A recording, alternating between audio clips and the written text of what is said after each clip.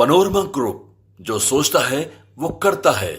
नमस्कार, भारत लाइव देख रहे हैं आप। मुद्दा गर्म हो गया है। बिहार में तेजस्वी और लालू प्रसाद यादव दोनों गायब हो गए हैं। तो लालू प्रसाद यादव आज देर शाम निकल गए हैं मुंबई। इधर तेजस्वी यादव बिहार के समस्तीपुर से आज से अपनी यात्रा की शुरुआत कर रहे हैं। तेजस्वी यादव ने ऐलान कर दिया है 2025 में सीएम का चेहरा खुद को रख दिया है जनता के बीच में। तो क्या होने वाला है? एक तरफ नीतीश तेजस्वी की मुलाकात, जिसके बाद पूरा हड़कंप मचता है। दूसरे तरफ लालू तेजस्वी के बाहर जाते अचानक से बिहार में ईडी का प्रवेश हो जाता है। जेपी नड्डा बिहार में नीतीश कुमार का मन मिजाज भाप कर दिल्ली चले गए। लेकिन बिहार की राजनीति में एनडीए गठबंधन में हलचलें तेज है। दिल्ली से पटना, पटना से दिल्ली तक की यात्राएं बीजेपी के दिग्गज नेताओं का चल रहा है। तो आखिरकार खेल क्या होने वाला है? क्या ईडी सीबीआई का डर एक बार फिर से दिखाया जाएगा? ये डर तेजस्वी लालू के लिए नहीं, बल्कि मुझे लगता है बाबा नीतीश के लिए है कि डर ईडी सीबीआई बिहार में एंट्री कराकर किसे दिखाना चाहती है बीजेपी। देखिए, मैं कई बार बता चुका हूँ कि कोई भी चैप्टर आप खोलिएगा ना मैथ का, तो उसमें शुरू में उदाहरण होता है। उसी उदाहरण पर पूरा हिसाब बनता है। राजनीति में भी इस तरह के उदाहरण कई हैं। ईडी सीबीआई आई जरूर है बिहार में, और चुनाव के बाद आई है। चुनाव तक सब कुछ शांत था। जब जब आप देखिए कि कुछ बिहार राजनीतिक उथल पुथल होता है, तब तक ईडी सीबीआई जो है थोड़ा एक्शन में आ जाती है। हालांकि एक बहुत अच्छी बात इधर कुछ दिनों से देखने को मिल रही है। जब से ये सरकार बनी है, तब से ईडी सीबीआई के अधिकारियों पर भी डर आ गया है कि कहीं ऐसा ना हो कि बहुत कुछ बदल जाए, पलट जाए, और पलटने के बाद हम ही रडार पर आ जाएं। तेजस्वी ने तो हड़काया भी था ना एक बार। तेजस्वी ने हड़काया था। आपको मालूम होगा कि राहुल गांधी को ईडी के ही एक अधिकारी ने बताया था कि आपके यहाँ छापा पड़ने वाला है, जिसका खुलासा राहुल गांधी ने किया था कि मुझे ईडी के ही एक अधिकारी से जानकारी मिली कि हमारे यहाँ छापा हो सकता है, हमारी गिरफ्तारी हो सकती है। ये सारी बातें रत्नेश तब क्यों हो रही हैं जब बिहार में राजनीतिक हलचल मची हुई है। हम ये इस बात से इनकार नहीं करते हैं कि सामान्य प्रक्रिया भी होगी, पहले से प्रस्तावित होगा, सब कुछ हम मानने के लिए तैयार हैं। लेकिन जब सुनील सिंह के यहाँ रेड हो रहा हो, तब जब वहाँ शपथ ग्रहण चल रहा हो या फिर बहुमत साबित कर रहा हो महागठबंधन नीतीश कुमार के नेतृत्व में 2022 में, तो ये सारी चीज़ें कहीं ना कहीं या तो संयोग तो नहीं हो सकता है। इतने सारे संयोग तो नहीं हो सकते एक साथ नहीं हो सकते। जब तेजस्वी यादव और नीतीश कुमार नजदीक आने लगते हैं, तो तेजस्वी यादव के घर पर, लालू यादव घर पर, राबड़ी देवी घर पर छापामारी होने लगती है। बिल्कुल। ये सारी चीजें, और खास करके जब नीतीश कुमार और लालू प्रसाद के बीच में कहा जा रहा है कि एक नया फिर से एग्रीमेंट होने जा रहा है। हालांकि लालू प्रसाद मुंबई जाते जाते इस पर इनकार किए हैं जी, लेकिन कभी कभी आप जानते हैं कि इनकार में भी इकरार होता है। इकरार होता है, बिल्कुल। ये रणनीतियां हैं। इस रणनीतियों के तहत लोग करते क्या है कि करना था इनकार, इजहार कर बैठे। वो वाला हाल हो गया है।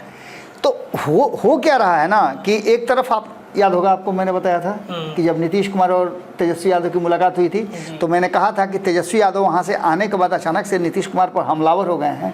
कहीं ऐसा तो नहीं कि भारतीय जनता पार्टी को दिखाया जा रहा हो कि हम लोगों में बहुत तलखी है और अचानक से रातों रात खेल हो जाए। जी जी, बिल्कुल। ये सारी संभावनाएं अचानक नहीं होती हैं। खास करके राजनीति में पहले से सब कुछ तय होता है। नीतीश कुमार की रणनीति बड़ा ही अजीब होती है। नीतीश कुमार की रणनीति को अगर आप जानते हैं, तो आप अंतिम समय तक नहीं बता सकते हैं कि नीतीश कुमार अब करने वाले क्या हैं, अगला स्टेप उनका क्या होगा। और यही कारण है कि भारतीय जनता पार्टी की बेचैनी बढ़ गई है। अब ऐसी परिस्थिति में आप एक बात समझ लीजिए कि तेजस्वी यादव निकले हैं यात्रा पे। कहा जा रहा है कि 40 से 42 ऐसे विधानसभा हैं जहां वो दौरा करेंगे। जी जी जी। इस बात को लेकर के भी तेजस्वी यादव पर का 2024 के चुनाव में जो प्रदर्शन उनका रहा, उस प्रदर्शन से भी वो काफ़ी घबराए भी हुए हैं। लेकिन दूसरी तरफ वो कॉन्फिडेंस में भी हैं जी कि पिछली बार सीटों पर लीड में नहीं है, लेकिन तैयारी कर रहे हैं। और 2020 में जीत करके आए हैं ना, 75 सीट जीत करके एक नंबर की पार्टी बन के आए थे। तो ऐसा नहीं है कि, लेकिन लोकसभा और विधानसभा की जो परिस्थितियां होती हैं वो अलग होती हैं। जब आप एक बात सिंपल समझिए ना, जितने भी विश्लेषक हैं या जितने भी रिकॉर्ड लेकर के हम लोग बात कर रहे हैं, जितने भी सर्वे रिपोर्ट को आधार पर बात कर रहे हैं, रिजल्ट आने के बाद हम लोग बात कर रहे हैं, हम लोग बात क्या कर रहे हैं, नीतीश कुमार को 72 सीट पर विधानसभा में लीड मिली। अरे भैया 12 को सीट जीते हैं, ये क्या नहीं देख रहे हैं आप? अगर नहीं लीड मिलती तो 12 को सीट जीतते, नहीं लीड मिलती तो 12 को सीट थोड़ी जीतते। बिल्कुल नहीं, बिल्कुल। जिसको जितना लीड मिला उतना जीता। तो उसी तरह से तेजस्वी यादव, लोकसभा का चुनाव था, ये तेजस्वी यादव का थोड़ा चुनाव था कि तेजस्वी यादव को मुख्यमंत्री बनाना है। बहुत सारे लोगों को लगा होगा कि नहीं भाई, केंद्र की सत्ता पर नरेंद्र मोदी को रहना चाहिए।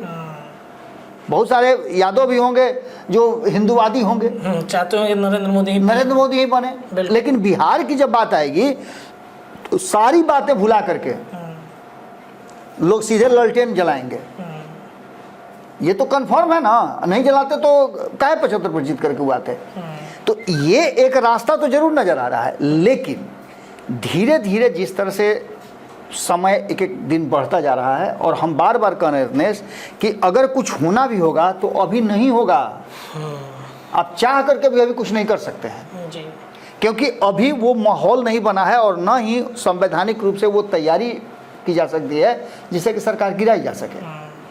और हम बार बार ये भी बात बोल रहे हैं कि सरकार बिहार में नहीं गिरेगी, जब दिल्ली में सरकार गिरेगी तभी बिहार में सरकार बदलेगी, ये भी कंफर्म है जी। ऐसा नहीं है कि हर बार की तरह इस बार नीतीश कुमार उठ के चल देंगे उधर, तो चल देंगे तो सारे लोगों का बुकिंग वहाँ हो जाएगा।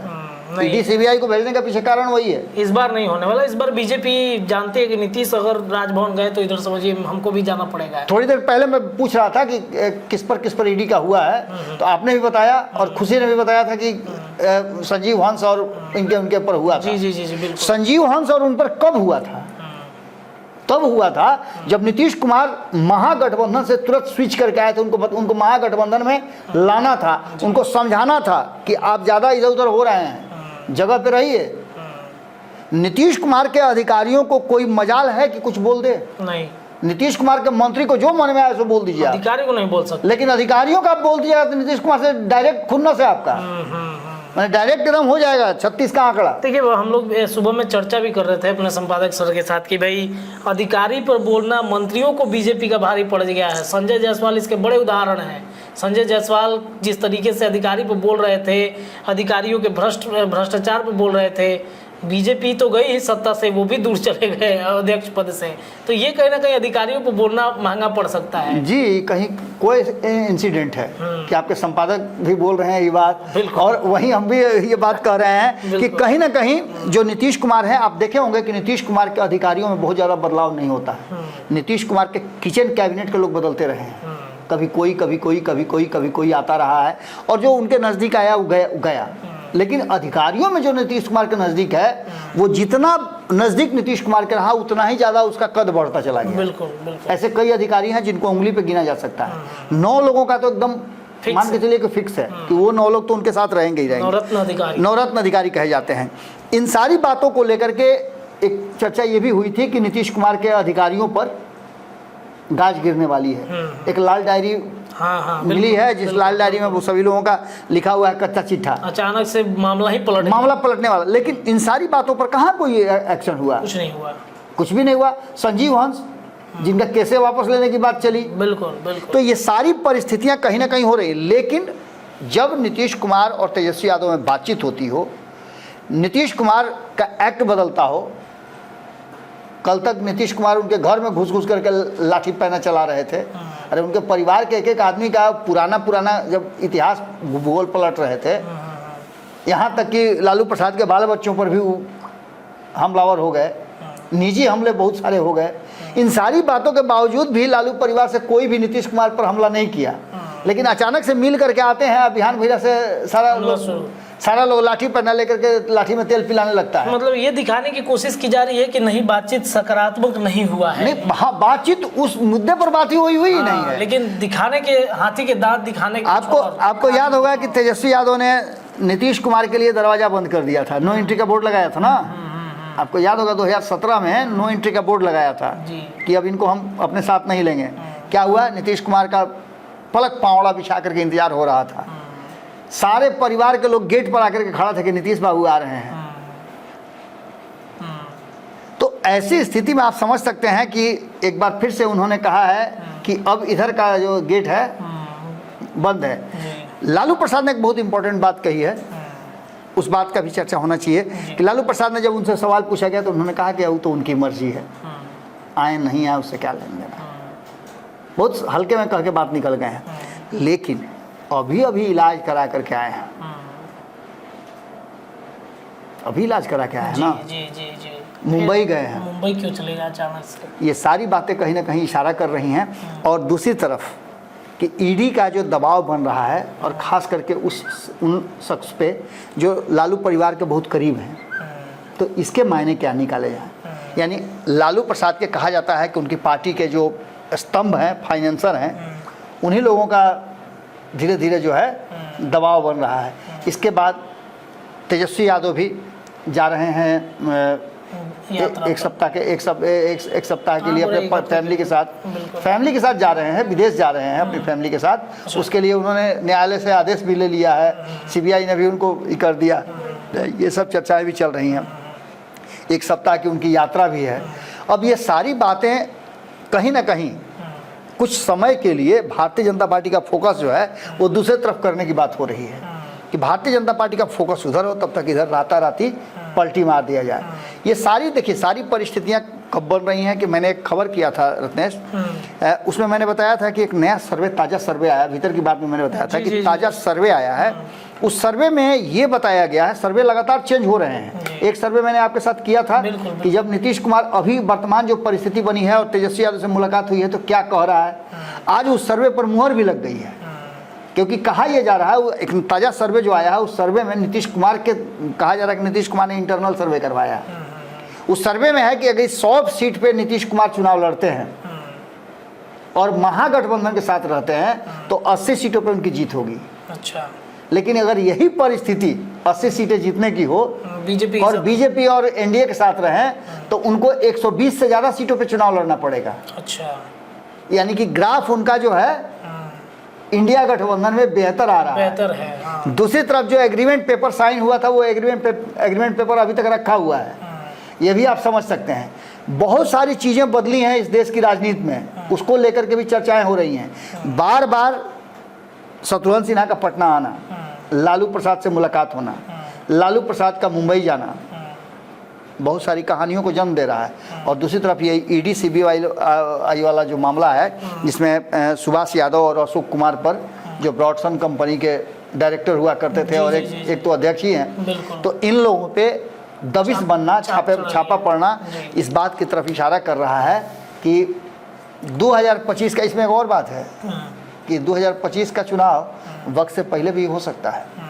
ये भी बात इशारा कर रहा है। दबाव लगातार नीतीश कुमार बना भी रहे हैं बीजेपी के साथ। कुछ नहीं होगा तो नीतीश कुमार सिंपल जा करके राज्यपाल के यहाँ जाएंगे, नहीं जाएंगे इधर, नहीं जाएंगे उधर, सीधे जा करके कहें कि भाई मेरे हम इस्तीफा देते हैं, हम मुख्यमंत्री नहीं रहेंगे।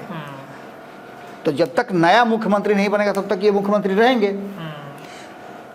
भारतीय जनता पार्टी और राष्ट्रीय जनता दल एक साथ आ नहीं सकती है, सरकार नहीं बनेगी तो क्या होगा?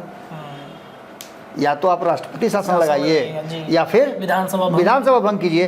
और अगर राष्ट्रपति शासन लग गया तो भारतीय जनता पार्टी का दिन दुनिया ऐसे ही खराब हो जाएगा। बिल्कुल, क्योंकि संदेश यहाँ गलत जाएगा और वो काम भारतीय जनता पार्टी चाहेगी नहीं। तो ऐसी स्थिति में ईडी सीबीआई को धीरे धीरे भेज करके या उसके दबाव बना करके वर्तमान माहौल को ठीक करने का कोशिश किया जा रहा है, जिससे कि 2 राज्यों में जो चुनाव की तिथि घोषित हो गई है उसको बढ़िया से निपट लिया जाए। हालांकि दोनों राज्यों में बहुत अच्छी स्थिति अभी भारतीय जनता पार्टी की नहीं कही जा रही है। बिल्कुल। तो ये सारी चीज़ें घुमा फिरा करके आ रही हैं कि नीतीश कुमार और तेजस्वी यादव की मुलाकात के बाद बहुत सारी ऐसी बातें धीरे धीरे करके एक एक करके आ रही हैं। मैंने आपको याद होगा शुरू में कहा था कि जेपी नड्डा का एपिसोड बस आजे भर है, 48 घंटा तक ही खुमार रहता है। नया इसके का क्या होता है, खुमार बस थोड़े ही देर समय के लिए रहता है, उसके बाद भूत उतर जाता है। बिल्कुल। तो वही स्थिति सियासत में भी है। सियासत में भी आप देखिएगा कि मुद्दे लगातार बदलते रहते हैं। अब नया मुद्दा नीतीश कुमार, तेजस्वी यादव की यात्रा, लालू का मुंबई जाना, और मुंबई कब जाना, जब फुल चेकअप करा करके आए हैं। कहानी कुछ और है। चलिए देखिए, ये कहानी कुछ और है क्योंकि लालू प्रसाद यादव जब पूरा उनका मतलब हेल्थ चेकअप हो गया है, सब कुछ करा के वो आ गए हैं, बावजूद इसके वो क्यों अचानक से फिर मुंबई चले गए हैं, क्या मुंबई में इंडिया गठबंधन के बड़े नेताओं का जमावड़ा लगने वाला है? लालू प्रसाद यादव वो अधूरे एग्रीमेंट को साइन कराने वाले हैं? ये कहानी कुछ और है। फिलहाल के लिए इतना ही। देखते रहिए भारत लाइव, खबरें लगातार मिलेंगी। बहुत बहुत धन्यवाद। पनोरमा ग्रुप, जो सोचता है वो करता है। अगर ये वीडियो पसंद आई और वह बिहार के राजनीति और बिहारियत से सरोकार रखेनी तो सब्सक्राइब बटन दबा के चैनल के सब्सक्राइब कर ली। ओजे एगो घंटी बा, ओकरा बटन दबा देला से कुल सटीक और मारक खबर रुआ मुफ्त में मिल जाई। अगर रुआ पत्रकारिता के हमनी के नया प्रयोग में सहयोग कर चाहतानी तो ज्वाइन बटन दबा दी। पेटीएम नंबर नोट कर ली 9386816700। धन्यवाद।